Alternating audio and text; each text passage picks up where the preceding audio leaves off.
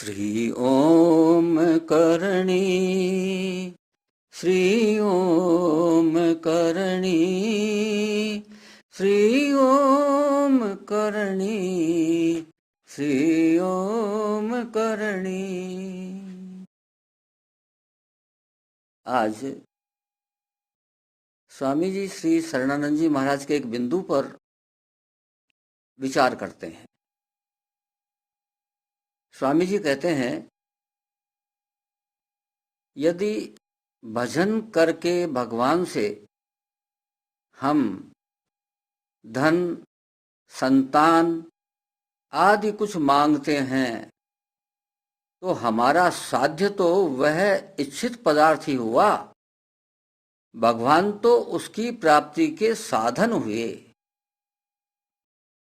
यानी भगवान से ज्यादा महत्व हमने किसको दिया? उस पदार्थ को दिया, उस वस्तु को दिया जो हम मांग रहे हैं। तो जब हमको ये पता लग गया कि अरे हमने तो सांसारिक वस्तु को भगवान से ज्यादा महत्व दे दिया, तो हमें हमारी गलती का एहसास हो जाएगा कि भाई ये तो बहुत गलत काम हो गया। सांसारिक वस्तु तो नश्वर है, नाशवान है, ये शरीर भी नाशवान है, ये सब यही रह जाएंगे।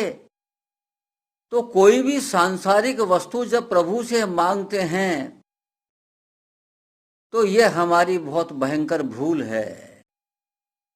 हमारे शरीर के लिए, जिसको हम हमारा व्यवहार के हिसाब से कहते हैं, वास्तव में शरीर हमारा है नहीं, लेकिन हम व्यवहार के हिसाब से कहते हैं कि इस शरीर के लिए जो चीज आवश्यक है, जो वस्तु आवश्यक है, वो हमसे ज्यादा प्रभु को मालूम है। प्रभु हमसे ज्यादा बुद्धि, अक्ल, सारी सृष्टि की बुद्धि का ठेका उनके पास, सारी सृष्टि के मन का ठेका उनके पास, सारी सृष्टि के विवेक का ठेका उनके पास। उसमें से एक जरा सा कण काम में लेते हैं और उससे सृष्टि की रचना हो जाती है। तो इतने बड़े प्रभु हैं, क्या वो जानते नहीं हैं हमारी आवश्यकता को? हमारी आवश्यकता को वो समझते हैं, तो वो अपने आप अपनी मर्जी से जो देते हैं उसको स्वीकार कर लो। प्रभु से कुछ मांगना नहीं है। अब देखिए, एक बात तो होती है मांगना, एक होती है कि जब हमारे समझ में आ गई है कि प्रभु से कुछ मांगना नहीं है, तो हम मांगते तो नहीं है, लेकिन मन में चाह तो है ना। हमने ये तो नहीं मांगा कि प्रभु हमारे मकान हो जाए, लेकिन मन में चाह जरूर है कि प्रभु मकान कर दें, बना दें तो अच्छा है। तो चाह भी नहीं होनी चाहिए, इसके लिए बहुत अभ्यास की जरूरत है। जब आप ये चाह छोड़ देंगे तो आप अपने आप को अकिंचन की स्थिति में ले आएंगे। अकिंचन और अचाह, ये दो चीजें यदि आपने अपना ली। अकिंचन का मतलब ये नहीं है कि हम जंगल में रहें, घर बार छोड़ दें। अकिंचन का मतलब यह है कि जैसा प्रभु ने हमको दे दिया उससे संतोष कर लें।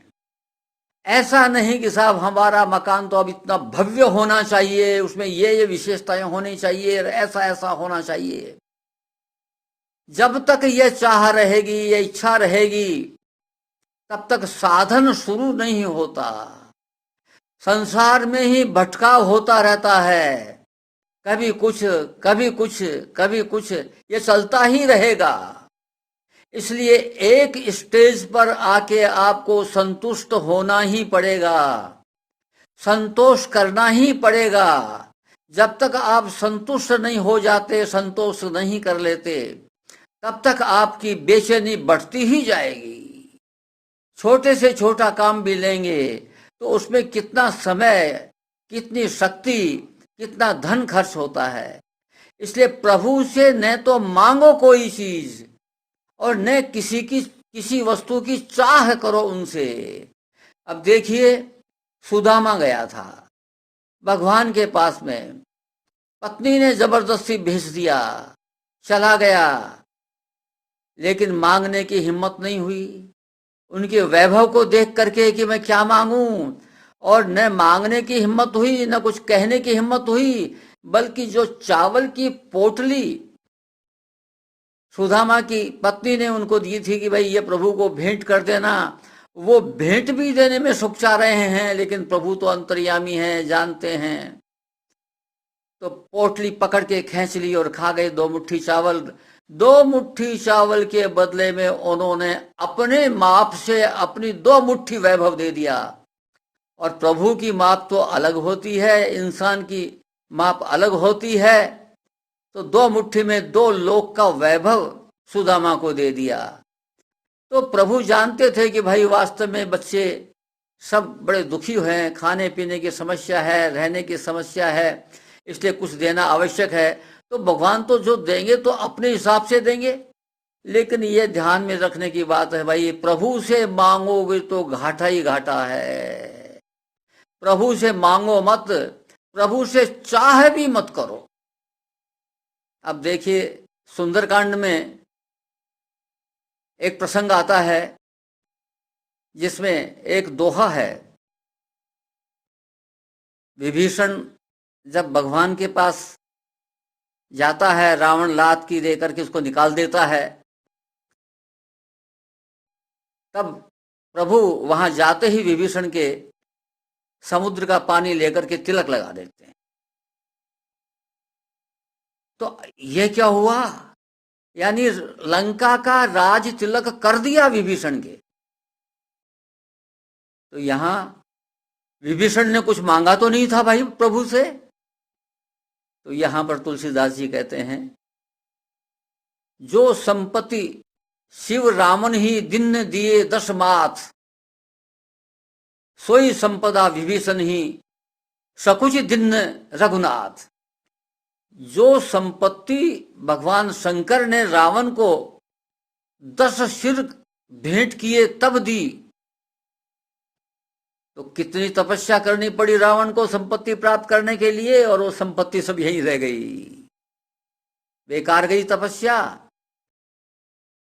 तो वही संपत्ति, वही संपदा भगवान सकुचा करके विभीषण को देते हैं।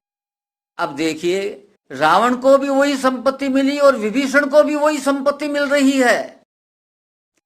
रावण को अपने सिर काट काट करके भगवान शंकर को चढ़ाने पड़ रहे हैं, तब वो संपत्ति मिली है। और उसको तो मांगने पर संपत्ति मिली है। और विभीषण भगवान का भक्त था, उसने केवल मन में अंदर इच्छा कर रखी थी कि मैं लंका का राजा बन जाऊं। प्रभु जानते हैं कि इसके अंदर मन में क्या इच्छा है, मांगने की आवश्यकता नहीं थी। उस चाह को पूरा करने के लिए जैसे ही विभीषण उनसे मिलता है और उन्होंने राज तिलक कर दिया, तो बिना मांगे ही विभीषण को लंका का राज दे दिया। तो विभीषण समझ गया कि आगे आने वाले समय में वह लंका का राजा बनने वाला है। लेकिन इसका परिणाम देखिए, इसका परिणाम यह हुआ, यद्यपि उसने मांगी तो नहीं थी, विभीषण ने लंका का राज नहीं मांगा था उसने, लेकिन चाहना तो थी ना। तो प्रभु क्या है कि लोक लाहू परलोक निभाऊ, लौकिक इच्छा पहली पूरी करते हैं, फिर परलोक की व्यवस्था करते हैं। तो लौकिक इच्छा जब तक पूरी नहीं हो जाती तब तक परलोक के अधिकारी नहीं होंगे। तो लौकिक इच्छा थी विभीषण के मन में कि मैं राजा बनूं, इसलिए राज दे दिया। और यह भी इच्छा थी कि मेरी उम्र, मेरी आयु खूब लंबी हो, तो एक कल्प की आयु दे दी। एक कल्प का मतलब होता है 432 करोड़ वर्ष। आज भी विभीषण अभी इधर उधर भटक रहा है, घूम रहा है। खैर कहीं पर तपस्या कर रहे हैं, कभी कभी हनुमान जी से, क्योंकि हनुमान जी अमर हैं, इसलिए हनुमान जी से मिलने भी चले जाते हैं। और वैसे कहीं बैठ के तपस्या में लगे हुए हैं।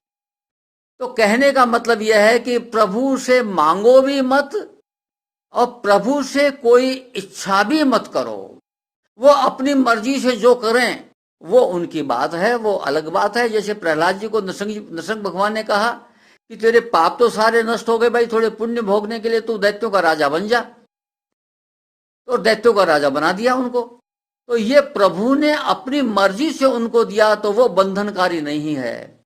लेकिन यदि आपने कुछ मांग लिया प्रभु से, सांसारिक बात, सांसारिक वस्तु, या सांसारिक वस्तु की प्रभु से कोई चाहना कर ली, तो वो बंधनकारी होगा, ये ध्यान रखना है। इसलिए प्रभु से न मांगो न कुछ चाहो।